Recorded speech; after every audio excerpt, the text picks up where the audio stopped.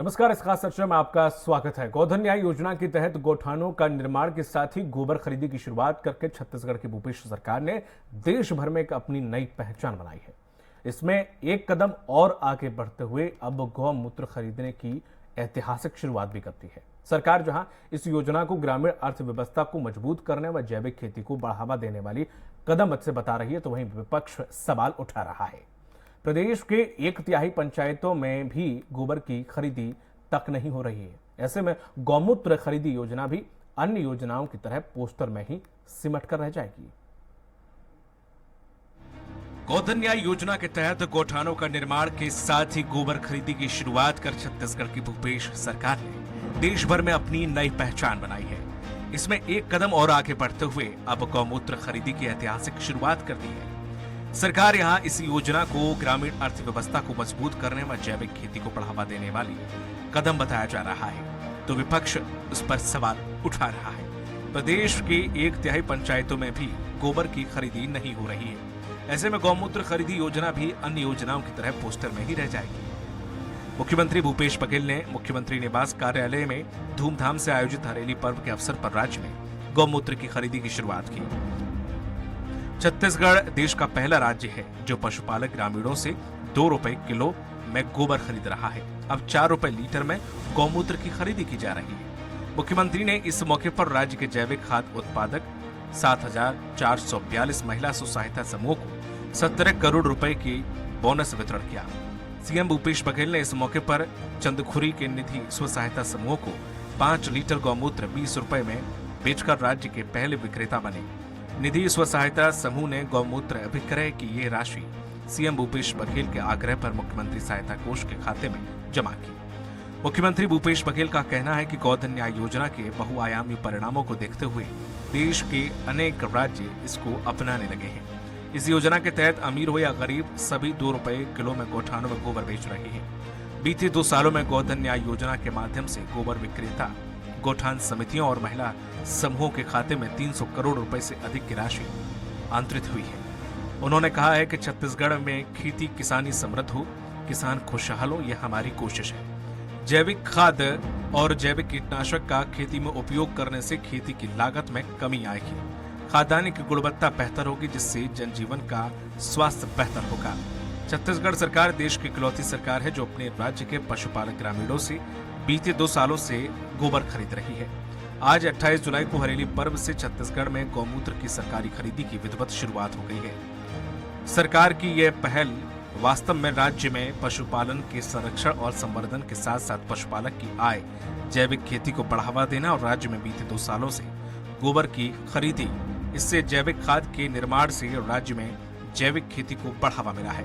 गौमूत्र खरीदी का मकसद गौठानों में इससे जैविक कीटनाशक जीवमात्र ग्रोथ प्रमोटर का निर्माण करना है, ताकि राज्य के किसानों को कम कीमत पर जैविक कीटनाशक सहजता से उपलब्ध कराया जा सके।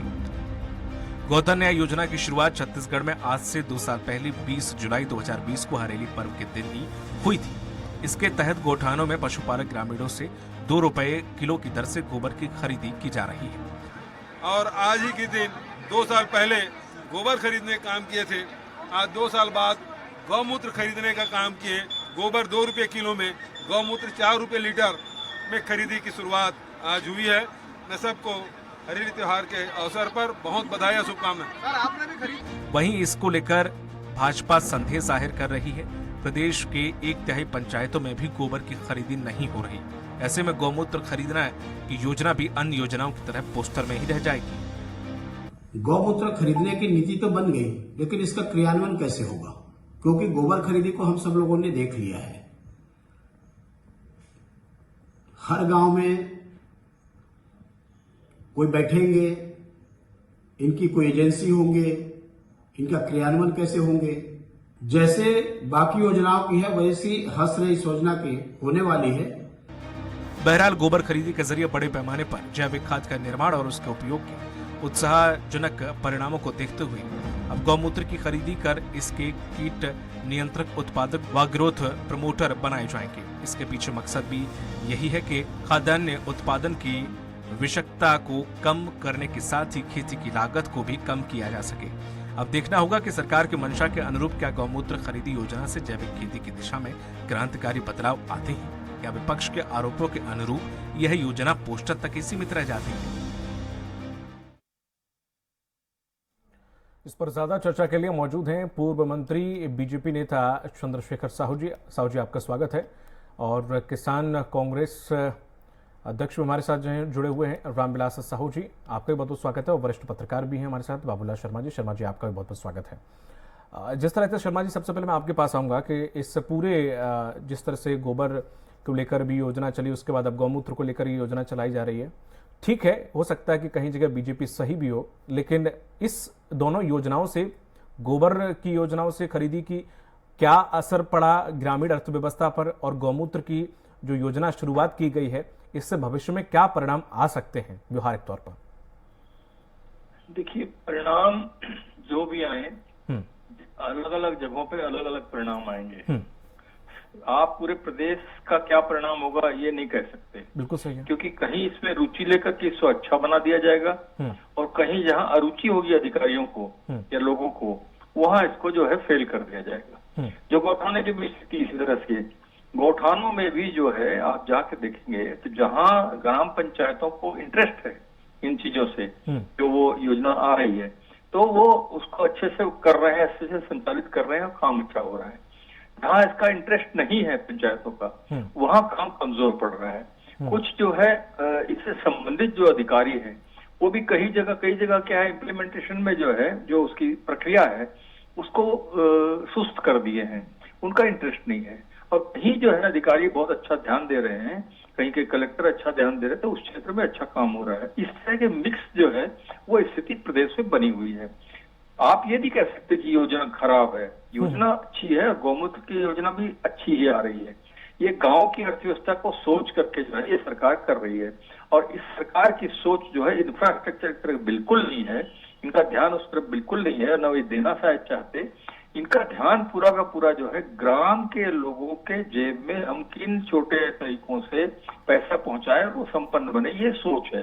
और ये सोचते हैं कि इसी माध्यमों से जो है हम अगला चुनाव जो है वो वैतरणी हम पार कर लेंगे, यही विचार है। और गांव की ही योजना जो है ये बना रहे हैं, जितनी भी मैंने योजनाएं अभी तक देखी है ग्राम, और ये आधार उसका ये बताते हैं कि हम गांधी जी की राह पे चल रहे हैं। गांधी ने जो ग्राम स्वराज की जो कल्पना की थी और मेरे सपनों के भारत में जो बातें कही थी, हम उसके रास्ते पर चल रहे हैं, ये प्रचार ये लोग करते हैं। और निश्चित रूप से कुछ योजनाएं हैं भी इस तरह की, इसमें कोई दो राय नहीं है। सवाल सिर्फ एक ही है, योजना अच्छी हो और उसका इम्प्लीमेंटेशन सही हो, तभी जो है ये योजना सफल होती है। और पूरे प्रदेश की स्थिति जो है एक जैसी बन नहीं पा रही है। निश्चित रूप से अगर इसका लॉन्ग टर्म में आप देखेंगे तो हो सकता है ये योजना अगर सफल हो जाए तो गांव के लोगों को लाभ तो इसमें मिलेगा। ठीक है, ये तो समझ आया कि हाँ, कहीं इस पर अच्छा असर, जो इंटरेस्ट लेगा तो अच्छा असर दिखेगा, कहीं पर हो सकता है कि उस रुचि ना ले तो हो सकता है इसका असर उस हिसाब से ना मिले। रामविलास साहू जी, जिस तरह से देखा जाए, मंशा जाहिर सी बात है, कोई भी सरकार योजना शुरू करती हो, चाहे वो बीजेपी की हो या फिर कांग्रेस की, मंशा यही होती है जनता को लाभ पहुंचे। और इस मंशा के साथ जब ये शुरुआत की गई है, शायद भारत या दुनिया में ही कुछ ऐसा ये पहला राज्य है जहां पर गोबर भी खरीदा जा रहा है और गौमूत्र भी खरीदा जा रहा है, जहां तक अगर मैं सही हूं तो। रामविलास साहू जय जोहार, जय छत्तीसगढ़ जी। आप तो हमारे जी हमारे वरिष्ठ पत्रकार महोदय आपको तो बता ही रहे कि छत्तीसगढ़ का जो कांग्रेस सरकार है, सरकार की सोच है ग्रामीण अर्थव्यवस्था को मजबूत करना।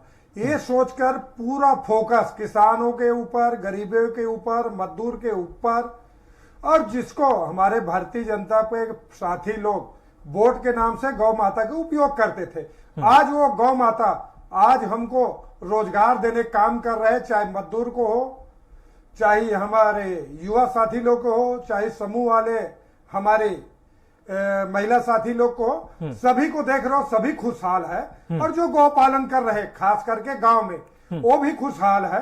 अभी कहीं कहीं हमारी वरिष्ठ पत्रकार जी बताए कि अधिकारी कर्मचारी की कोई गलती से या कोई सरपंच जनप्रतिनिधि वहां इंटरेस्ट नहीं हो ले रहा है, वहां कहीं कहीं ऐसा समस्या है, इनको भी सुधारने का प्रक्रिया चल रहा है।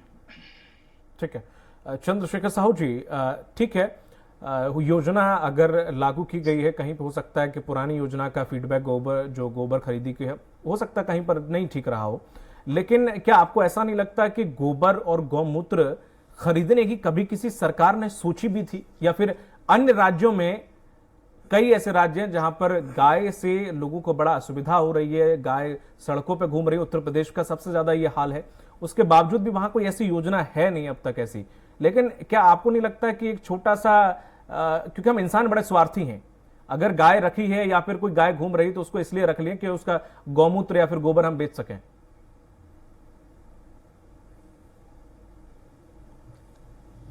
साहू जी। जी दीपक जी, जी सर।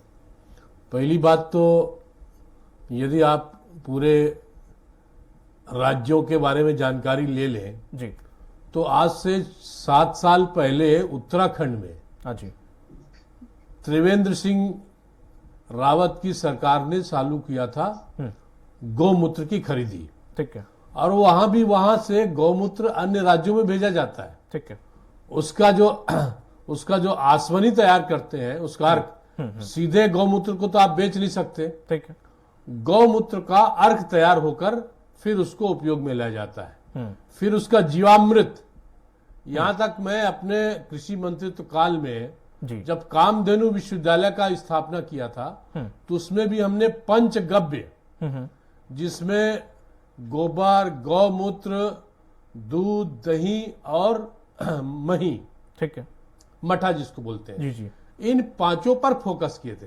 ठीक है, और देखिए वहां का यदि आप अनुभव लें तो आप यहाँ के नेटवर्क को, यहाँ के जो मेथड है, जिसको आप लोग मेथोडोलॉजी बोलते हैं ना, जी, वो तैयार कर सकते हैं। ठीक है, 2 साल पहले जब हमने यही इसी स्टूडियो से और अन्य चैनल से भी बात की थी कि आप गोबर के साथ साथ गौमूत्र क्यों नहीं खरीद रहे हैं, ठीक है सर, देख 2 साल पहले का हमारा इस विषय पर आग्रह था, ठीक, कि आप गौमूत्र खरीदेंगे तो एक बार गोबर के साथ साथ गौमूत्र का कलेक्शन का भी व्यवस्था किसान शुरू करेगा, क्योंकि बहुत इजी गोइंग नहीं है। मैं तो खुद किसान हूं, खुद जी जी, गौपालक हूं। अभी यहाँ निकलने आने के पहले गौ माता के पास पहले जाके उसको रोटी खिलाया। जी जी, तो उसको गौमूत्र को संकलित करना, ये भी एक हर जगह, हर कोठा में या हर जो गौशाला में संभव नहीं है जी, उसकी भी विधि आपको, हमको सबको बतानी पड़ेगी। और गौमूत्र की खरीदी के लिए हम पहले भी आग्रह हुआ था जी, आज भी है कि आप गौमूत्र खरीद के उसका जीवामृत दोनों सेक्टर में, दवाई के लिए, मनुष्यों के दवाई के लिए आपको अर्क बनाना पड़ेगा, वो ज्यादा फायदेमंद है, और फिर जीवामृत के माध्यम से खेतों में जो उपयोग हो सकता है, कीटनाशक या पौध संरक्षण दवाइयों की दृष्टि से। फिर जैविक खेती की बात अपन जब करते हैं तो उसमें भी इसका उपयोग है। कुल मिला के जब हमने शुरू की थी ये बात कि हमारा जो कोसली नस्ल का गाय है, यानी यहाँ का जो देशी गाय छत्तीसगढ़ का, दीपक जी आपको तो याद है कि उधर का जो गाय है काफी उन्नत नस्ल है, बिल्कुल है। हमारे यहाँ जो गाय है वो बहुत छोटे उसका कद है, और इसीलिए हमने उसको कोसली नस्ल के दृष्टि से उसका कैरेक्टराइजेशन किया, उसको रेखांकित किया। अब वो कोसली नस्ल से यदि आप गौमूत्र कलेक्ट करते हैं तो आपको कुछ न कुछ अपने विधि को स्थानीय तौर पे विकसित करने की जरूरत होगी। और जैसे कि नेता प्रतिपक्ष ने सवाल उठाया, वो सवाल अभी भी मौजूद है कि आप दूसरे योजनाओं की तरह इसका हस्र मत दिखिए। तो ये कुल मिला के मेरा कहना यह है कि पोस्टर योजना साबित ना हो। साल भर बचा है, 6 महीने बाद इलेक्शन मोड में आ जाएंगे, अभी भी आपका सारा ध्यान इलेक्शन के लिए है। तो गौमूत्र खरीदने के लिए कौन से चैनल आपका काम करेगा, कैसी आपकी व्यवस्था होगी, कैसा होगा, ये आपके पास सवाल का जवाब आपको तय करना होगा। और मेरा कहना यह है कि जब आपके यहाँ दूसरे क्षेत्र में गौमूत्र का संकलन हो रहा है, उससे भी आपको एक प्रकार से उसकी विधि को विकसित करने चाहिए। ये यहीं पर पाटन क्षेत्र की बात है, मैं स्वयं गया हूं, कई बार मुख्यमंत्री जी भी गए हैं। एक फुंडा गांव है, फुंडा गांव में आज से 12 साल पहले से वहां गौमूत्र गिर गाय, जो देसी गाय है, गिर गाय जी जी एक अच्छा समृद्ध गाय है, हाँ, काफी विकसित अच्छी नस्ल breed है है। हमारे देसी नस्ल का, उससे वो गौमूत्र बना रहे हैं, बेच रहे हैं, और हम लोग उसका इस्तेमाल भी करते रहे हैं। तो ऐसी स्थिति में गौमूत्र योजना को, गौमूत्र खरीदी की योजना को और गौवर्क बनाने की योजना को आप पोस्टर योजना तक सीमित न रखें, ये हमारा आग्रह है। मतलब साहब और जी, इस दृष्टि से मुझे लगता है चाहे बाबूलाल जी हो, चाहे हमारे अन्य साथी हो, वो इस सब विषयों पर निश्चित रूप से सरकार को अपना अमूल्य सुझाव देंगे, उस पर अमल होना चाहिए। मतलब साहब जी, मतलब योजना ये से मेरा दिक्कत कहना है। नहीं है, उसका क्रियान्वयन कैसे होगा वो थोड़ा सा एक उसका प्रोटोकॉल किस तरह से है, क्रियान्वयन कैसे होगा, एक लेखा जोखा वो सामने रखें। अनुभव में शेयर कर रहा था जी जी ठीक है। तो बीजेपी को इस वो चीज मैं से अपना अनुभव शेयर कर रहा था, क्योंकि कामधेनु विश्वविद्यालय हमने स्थापित किया है। जी जी ठीक है। बाबूलाल शर्मा जी, जिस तरह से साहू सर ने जिस तरह जिक्र किया कि एक टेक्निकली इसे निकाला कैसे जाए, हालांकि पहाड़ी क्षेत्रों में एचएफ गाय यूज होती है, हरियाणा और राजस्थान में गिर गाय ज्यादा यूज होती है, अपने गाय छोटी नस्ल जो ऐसी होती है कि उसका, लेकिन इसमें टेक्निकली दिक्कत कहाँ कैसे आती है, जिसकी वजह से जो बीजेपी भी कह रही है कि क्रियान्वयन कैसे होगा। ठीक है, गौमूत्र अच्छी बात है कि आप बेच रहे हैं और ठीक भी है, लेकिन कैसे करके निकाला जाएगा, कैसे करके इसका क्या होगा, पूरा जो एक ब्लूप्रिंट है वो उस तरह से कैसे काम करेगा। देखिए, गौमूत्र जो है वो संकलित किया जाएगा और गौठान में या गौशालों में ये एकत्रित होगा और बिकेगा पूरे प्रदेश भर में। इस पर जो है, जैसे गोबर खरीदी की बात आई थी जी तो मैं आपको एक मोटी बात बताता हूँ, इसको राजनीति के विषय को जोड़ करके। ठीक है सर। इसमें सोच ये है कि गांव का आदमी हमारा साथ देगा। तो देखना इस बात को है कि आप जो है जो योजना दे रहे हैं, इसका लाभ आम किसान को हो रहा है या संपन्न किसान को हो रहा है। ठीक है। आम किसान 80% मौजूद है। तो आपकी मंशा है कि ये वोट में परिवर्तित होगा, तो आपको ये देखना होगा कि उन 80% लोगों को इसका लाभ मिल रहा है या वो 20% संपन्न किसानों को इसका लाभ मिल रहा है। यदि आप संपन्न किसानों पर केंद्रित हैं और उनको लाभ मिल रहा है और छोटे लोगों को बहुत ज्यादा लाभ नहीं है, तो आप अपने योजना में असफल हो जाएंगे और निश्चित रूप से जो इसको वोट में परिवर्तित करना दिक्कत जाएगी। आप अगर ये सोचेंगे कि संपन्न किसान जो है वो छोटे किसानों को समझा लेगा, तो एक कठिन प्रक्रिया होगी। राजनीतिक रूप से बता रहा हूँ। अभी एक कार्यक्रम में मैंने देखा, हमारे एक मुंगेली के पत्रकार थे प्रेम आर्या, उन्होंने 18 लाख का गोबर साल भर में बेचा। और माननीय मंत्री, पूर्व मंत्री बिजुन अग्रवाल के पिताजी जो गौशाले के संरक्षक हैं, उनकी तरफ से भी 14 से 16 लाख रुपए का गोबर बेचा गया, उनको सम्मानित किया गया एक अखबार के द्वारा। तो वो सम्मान मैंने देखा कि ये संपन्न किसानों को, संपन्न लोगों को अगर इनाम दे रहे हैं, तो आम किसान इसमें क्यों नहीं है। आम किसान, आम आदमी, अगर आम किसान आकर के बताएगा, आम ग्रामीण आके बताएगा कि मैंने इतना गोबर बेचा है, चाहे उसकी क्वांटिटी 400 किलो की हो, तो वो एक महत्वपूर्ण बात होगी। वो 10,000 रुपए का बेचा, वो महत्वपूर्ण होता, उसको इनाम मिलता, तो एक बात समझ में आती। एक चीज, दूसरी चीज ये है कि देखिए, ये हमने कभी ये नहीं सुना जी कि आप जीवा, भाई साहब बता रहे थे हमारे चंद्रशेखर भैया, अर्क बनाना, जीवामृत, ये बहुत सालों से बन रहा है, कई गौशालों में इसका है। हमारे ये यहीं पर रावा भाटा में एक प्रयोग है जिसमें ये बनाया जाता है। और इस सरकार ने जो है जीवामृत बनाने के बाद इसको एक नाम दिया है, वो भी पॉलिटिकली जो है एक बहुत बड़ा महत्व का विषय बनेगा।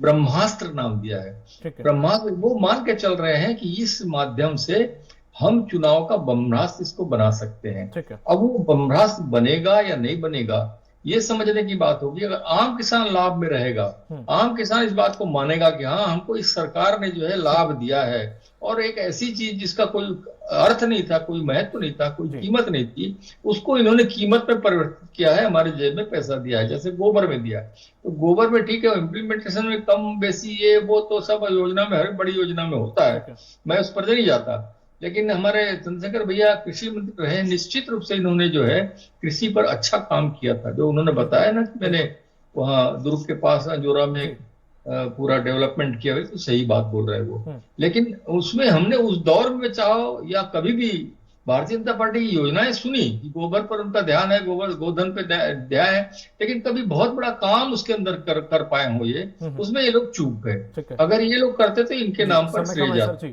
आज भूपेश बघेल जो है वो सरकार में है, किसान है, वो अगर इस योजना को ला रहा है तो जिस सोच से भी ला रहा है, चाहे वोट में परिवर्तित करने से, लेकिन उसे प्रशंसा मिल रही है। योजना कैसे चला रहे हैं लोग ये अलग मुद्दा है, लेकिन योजना बहुत अच्छी है। ठीक है। जिस तरह से रामविलास साहू जी, ठीक है, ये गौमूत्र जैसे बड़ा व्यवहारिक तौर पर अगर जमीनी स्तर पर देखें तो इसमें बड़ा देखने को मिलता है, क्योंकि अक्सर देखने को मिलता है पहाड़ी क्षेत्रों में, हरियाणा में, वहां पर गिर गाय या फिर एचएफ गाय से दूध बहुत निकलता है तो लोगों की गौशालाएं सफल हो जाती हैं या डेयरी का काम सफल हो जाता है। लेकिन जो अपनी गाय खाती ज्यादा है, खाता उतना ही है, लेकिन दूध इनमें नाम मात्र का होता है, तो किसान बड़ा परेशान हो जाता है कि इन्हें रखें कि इन्हें छोड़ दें, या फिर कई गौशालाएं जो है डेयरी फार्म बंद हो जाते हैं इस वजह से। तो अब ये सवाल खड़ा होता है कि ठीक है, इस बहाने अगर गौमूत्र या फिर गोबर बेचने के बहाने हो सकता है कि वो गौशालाएं जो और खर्चे होते हैं वो उनके निकलते रहे, या फिर जो गरीब किसान है जिसको गाय को खिलाने के लिए ज्यादा पैसा नहीं है, दूध उतना निकलता नहीं जो वो बेच पाए, तो ऐसे में वो गाय को बनाए रखेगा बजाय इसके कि वो ढील दे या फिर बूचड़ खाने भेज दे जब वो गाय दूध देना बंद कर दे।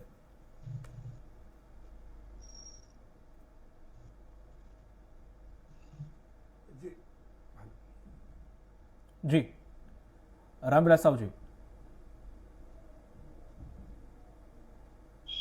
जी जी, हमारे जी पूर्व कृषि मंत्री जी बहुत वरिष्ठ मंत्री है, अनुभवी मंत्री है, बिल्कुल, लेकिन भारतीय जनता पार्टी के जो सरकार थे वो समय वो मान के चलो, कम शब्दों में सर आंसर चाहूंगा, व्यापारियों की सरकार थी और हमारे मंत्री का सुनने ही नहीं चाह रहे थे। इसी का परिणाम है जो आज वो 14 सीट में सिमट गए। हमारे मंत्री जी स्वयं इस बात को बता रहे हैं। और भूपेश बघेल जी जो आज किसान पुत्र है और आज जो पूरा फोकस किसानों की, ग्रामीणों की अर्थव्यवस्था में है, और ये जो गौ माता में जो खुले में विचरण कर रहे थे, इनको संरक्षित कैसा किया जाए और गांव में रोजगार कैसा किया जाए, मंत्री जी स्वयं बता रहे कि कुछ उसमें सिस्टम और व्यवस्था की कमी है। कोई भी काम जब शुरुआत होता है कहीं न कहीं कमी रहता है। अब वो धीरे से जैसे भी सुझाव आएंगे, और मेरे किसान कांग्रेस के प्रदेश अध्यक्ष बनते आदरणीय मुख्यमंत्री जी भूपेश बघेल जी का एक ही निर्देश है कि इसमें मॉनिटरिंग की जरूरत पड़ेगी। कहीं कहीं हमारे पुराने सरपंच साथी जो इंटरेस्टेड नहीं है, कोई अधिकारी कर्मचारी इंटरेस्ट नहीं है, इनके मॉनिटरिंग के लिए हम लोग को समिति बनाने के निर्देश दिया और हम लोग जाके जहां भी कमी है वहां सुधार ला रहे और किसानों को ज्यादा से ज्यादा लाभ दिलाने, मजदूरों को ज्यादा लाभ दिलाने, समूहों को ज्यादा लाभ दिलाने, और जो गौ माता खुले में विचरण कर रहे उसको व्यवस्थित करने का ये अपन इसमें फोकस कर रहे छत्तीसगढ़ कांग्रेस सरकार, जिससे क्या है एक इनकम आय का साधन भी बन जाए और गौ माता से जो रोडों में, हाईवे में दुर्घटना होता है इससे बचा हो। मतलब ये सारी व्यवस्था सरकार, क्योंकि वो ग्रामीण किसान का बेटा है, गांव में रहता है, इसलिए सारी बातों को ध्यान दे के ये काम किया जा रहा है। ठीक है रामविलास साहू जी, समय चूंकि उसका अभाव है इसलिए माफी चाहूंगा, आप कंटिन्यू नहीं कर सकता। बहुत बहुत शुक्रिया हमारे साथ जुड़ने के लिए आपका, और बाबूलाल शर्मा जी आपका भी, और चंद्रशेखर साहू जी आपका भी इस चर्चा में शामिल होने के लिए बहुत बहुत शुक्रिया। तो लगातार भूपेश सरकार नई नई योजनाएं लाकर जनता को रिझाने की कोशिश कर रही है। गोबर खरीदी के बाद अब गौमूत्र खरीदी की एक योजना तो अच्छी है जिससे जमीन से जुड़ा किसान भी जुड़ पाएगा, लेकिन जरूरत है मॉनिटरिंग की और किस दिशा में ऑफिसर्स और लोग काम कर रहे हैं जिससे ये योजना भी अन्य योजनाओं की तरह खटाई में ना पड़ जाए बल्कि चलती रहे, ये देखना जरूर होगा। इस डिबेट में फिलहाल इतना ही, दीजिए इजाजत, नमस्कार।